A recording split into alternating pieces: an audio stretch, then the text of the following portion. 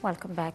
President Abdel Fattah al-Sisi witnessed on Thursday through video conference inaugurating the renovation works of the Armed Forces Medical Complex in Kobri Al-Qubba district. And we have more details with Nile TV's Linda Abdul Latif.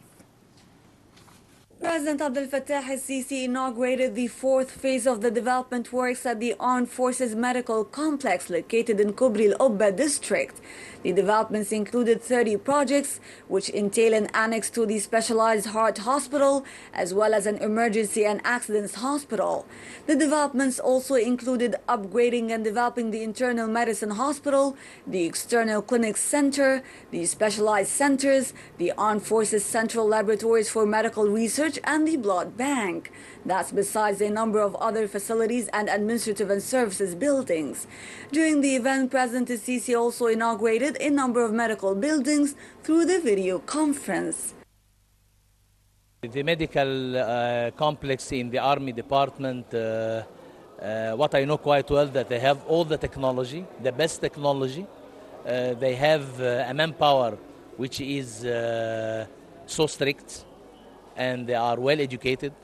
And I think that with the presence of the technology and the manpower, all the medical state, not in the medical army department, but in the whole Egypt, is going to get benefit from this Congress and this complex.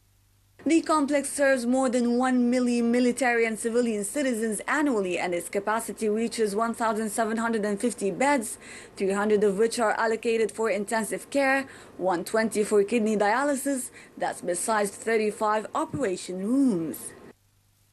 The number of population of Egypt is increasing, so that we require more and more medical services, highly specialized, to provide the service in a very good quality and also modern quality to serve the population in different specialties and both diagnostic and therapeutic. Performance here is very high, well equipped, so that it is definitely a good mark on the medical services in Egypt. During the event, President al-Sisi emphasized on the importance of the continuous development of the medical research laboratories and the blood banks, referring to the success of the armed forces in reducing the cost of imported medicines and medical equipments, which have saved the state a big portion of hard currency. The President also ordered the establishment of an institutional entity that works on providing governmental, university and private hospitals with medicines and medical equipments. The President also called for working on raising the efficiency of the military medical college and equating its certificates with international universities, with a focus on sending its students to train abroad, stressing that Egyptian students are capable of succeeding when given good training before graduation. And at the end of the inauguration, President al-Sisi expressed his appreciation for the managers of the complex and the companies which participated in the development works. The inauguration and development of such buildings at the Armed Forces Medical Complex comes within the keenness of the Armed Forces to provide citizens with the best healthcare services. And such a complex with the different services and facilities that it provides is a proof that the health sector is on top of the government's agenda. Linda Abdul Latif, Nile TV International. Foreign Minister Sameh Shoukry received his Yemeni counterpart Abdul Malik al-Makhlafi in Cairo on Thursday. Foreign Ministry spokesman Ambassador Ahmed Abu Zaid said Yemeni top diplomat had informed Shoukry about the latest developments in Yemen on the political, economic and security fronts.